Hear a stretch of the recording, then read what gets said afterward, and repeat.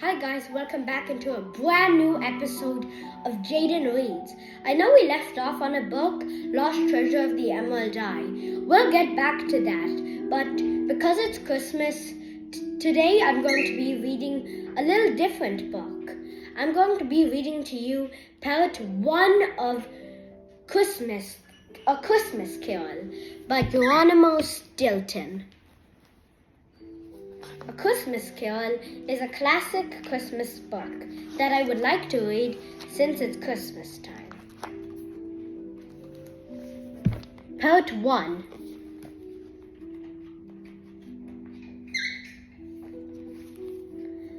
Ebenezer Scrooge. There was no doubt about it. Jacob Marley had passed on to a better place. The documents had been signed by the doctor and his assistant, the funeral director, and by Ebenezer Scrooge. When Scrooge signed something, that made it official. Scrooge had been Marley's business partner, the executor of his will, and the mouse's only heir. Now you must be thinking Scrooge was feeling sad about the loss of his business partner, but Marley had been quite old, and he had been sick. So while Scrooge certainly wasn't happy to be attending a funeral, he had more important things on his mind, such as his business. You might be surprised by this coldness, but for Ebenezer Scrooge, business came before everything and every mouse.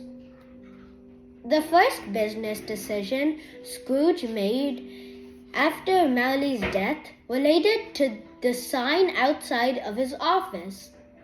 It read, "Scrooge and Marley," and Scrooge decided it would stay that way. But it wasn't out of respect for the memory of his friend.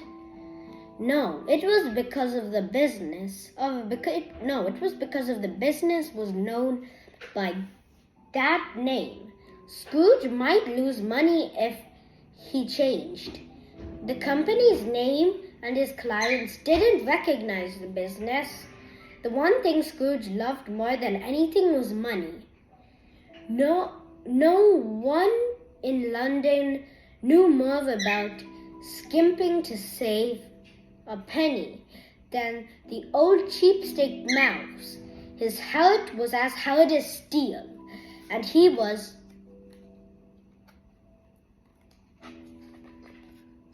miserably crabby and closed up as an oyster trying to keep its precious pearl to itself. The chin inside Scrooge froze his snout into a scowl, made his lips pucker into a pout, and sharpened his already pointy nose.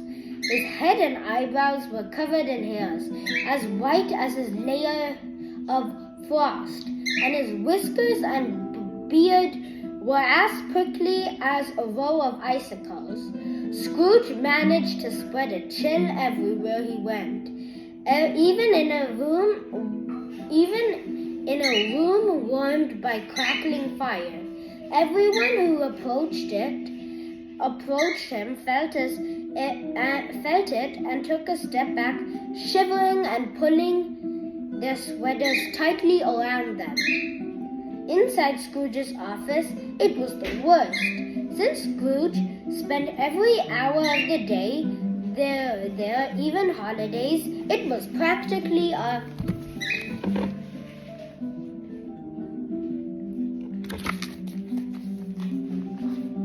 freezer. That's because Scrooge was too cheap to spend any of his money heating coals to warm the room. Out on the street, it was the same. No one stopped Scrooge to say hello, not even so much as to wave his way. Beggars never even asked him for a single cent. They seemed to know he would never ever part with a single dime. Even dogs tugged at their leashes. and dragged the owners away when they saw Scrooge coming. But did Ebenezer Scrooge care? No, not at all. He was perfectly content to be left alone in his office where he would spend hours counting and double counting his gold. In fact, he preferred it this way. 7 years later, after the death of Scrooge's business partner, Jacob Marley, there were 7 lonely years. But Scrooge didn't mind as long as his piles of gold continued to grow. Life for Scrooge was very simple until one cold December when something very unexpected happened.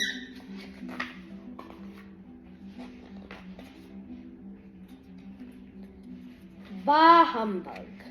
It was the most wonderful day of the year, Christmas Eve. Scrooge was working in his office. It was terribly cold, and outside the air was crisp, and the street was thick with fog. Mice were rushing along the road, clapping their paws together to keep them warm, and stamping their boots on the ground to keep them from freezing. The town clock had struck 3 in the afternoon, but it was already dark outside. Inside the buildings and homes around London, candles flickered, but the fog seemed to slip in through every crack of the keyhole. It was as if the fog didn't want to stay out in the cold and didn't wait to warm up in front of a nice warm fireplace. The door to Scrooge's office was open so that he could keep an eye on his sole employee, Bob Cratchit. Young Cratchit was working in the front room, which was really more of a closet. It was a real hole in the wall. At that moment, poor Bob Cratchit was busy copying some letters. The fire in the hearth was barely an ember, and Cratchit had a big white scarf wrapped around his neck in an attempt to keep himself from freezing. He had to stop writing from time to time to blow on his paws to warm them.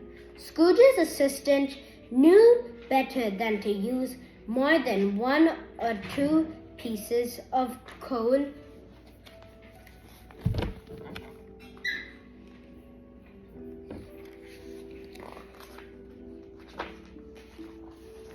in the stove, and he only added extra fuel to the fire. When his fur was almost frozen, Scrooge always took advantage of him, but Cratchit never complained. It was partly because Cratchit was poor and needed the job, and partly because he had a kind and gentle nature. Bob Cratchit was truly a good soul. "Merry Christmas, Uncle," a happy voice shouted from the entryway. A tall, stout young mouse came into the room. His eyes were bright, his cheeks red, and his smile warm enough to cheer anyone up. Well, anyone except Scrooge, that is. "Bah, humbug," Scrooge muttered. "Humbug, Uncle," his nephew replied. "Aren't you glad it's Christmas Eve?" Scrooge sneered again, and his thick eyebrows united across his forehead. "Happy, happy, bah," squeaked Scrooge. "What right do you have to be happy, as poor as you are? Aren't you poor enough to be sad?" His nephew, who was named Fred, just smiled. Come, Uncle. What about you?" he replied. What right do you have to be angry? Aren't you rich enough to be happy? Rich? Me? Rich? Scrooge replied, scandalized. What do you mean, rich? I may have money, but I also have too much to do. It's especially bad at Christmas, when the year is ending. I have so much work to do, squaring away the accounts. Christmas isn't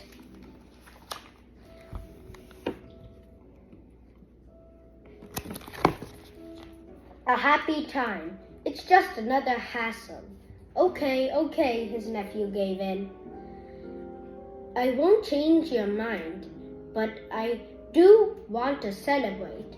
Uncle, I came here to invite you to lunch tomorrow at our house, seeing as you're always alone on Christmas. Will you come? Lunch on Christmas Day? Scrooge gasped. Bah humbug! I can't get away. Okay, Fred said with a shrug. Happy holidays anyway, dear uncle, and don't work too much. With that, Fred closed the door and disappeared into the fog. The office quickly seemed even colder and darker than before. A simple request. Scrooge went back to his work grumbling. He was so busy he didn't realize Bob Cratchit had just let 2 gentle mice into the office. Scrooge noticed them only when they were right in front of him. He eyed them warily as if they were 2 criminals who had just escaped prison. Good day, Mr. Mowgli, the first mouse greeted him warmly. You're Mowgli of Scrooge and Mowgli, correct? Mowgli had been dead for 7 years. Scrooge corrected the mouse grumpily. He died on this very day, Christmas Eve. The gentle mice blushed and exchanged a nervous look. My apologies, the first mouse replied. Then you must be Mr. Scrooge. The second mouse jumped in. Surely your generosity must be equal of that of the dearly departed partner, Mr. Mowgli. At the word generosity, Scrooge's eyes widened, and he flinched as if he had been stuck by a pin. Since it's Christmas, Mr. Scrooge, it's always good to think of the needy, the first mouse went on, turning over his hat in his paws. Yes, the poor, the sick, the homeless. The second mouse chimed in. Scrooge raised an eyebrow. Tell me, gentle mice, are there still shelters in this town? Yes, of course. There are, but, stuttered the first mouse. And are there hospitals and nursing homes? Scrooge pressed on. Why, yes, there are many, the second mouse exclaimed in surprise. Scrooge gave him one of his rare smiles. Oh, wonderful, then. I was afraid I'd have to donate money from my own pocket in order to cover the expenses of the poor, the sick, and the homeless. But I am so pleased that London's civic institutions are still functioning perfectly. Now, if you will excuse me, gentle mice, I have work to do. Good day. The 2 mice quickly found themselves back out in the cold, squeakless. No handouts. Cheered by the fact that he had ended the conversation without shelling a single cent, Scrooge went back to work. Outside, the darkness grew even deeper. The fog was so thick it seemed you could cut a knife through soft cheese. The carriages moved down the street at snail's pace, and the cold was so intense it seemed to bite one's cheek. Inside Scrooge's office, it was finally closing time. This was always a sad time of day for Scrooge, as he knew he wouldn't have to do anything at home. Bob Cratchit, on the other part, couldn't wait to get home. He knew his family was waiting for him, so they began their Christmas Eve supper. Cratchit snuffed out a candle and raced to put on his cap. Then he wrapped his white scarf more tightly around his neck, as he couldn't afford an overcoat. Scrooge spotted him out of the corner of his eye and scowled. "Humph," he grumbled. "I imagine tomorrow you'll want to stay all day, Cratchit." The poor mouse blushed. "Oh, well, actually, yes, sir," he squeaked. It is Christmas time after all. You don't need to remind me," the old mouse grumbled. "What could you have to celebrate when you earn so little and have a family to take care of?" But Bob Cratchit just smiled. "Don't say that, Mr. Scrooge," he replied. "I have plenty to celebrate, and it's just one day at home." "Well, you'd be better here at dawn." The next day, Scrooge snapped, "And you'll be docked pay. Understand? There are no handouts here at Scrooge and Marley." Bob Cratchit agreed. Then they raced out of the office door in a blink of an eye. He hurried down the street, his big white scarf waving in the fog like a flag. He couldn't wait to get home to play with his children and to celebrate a joyful Christmas Eve.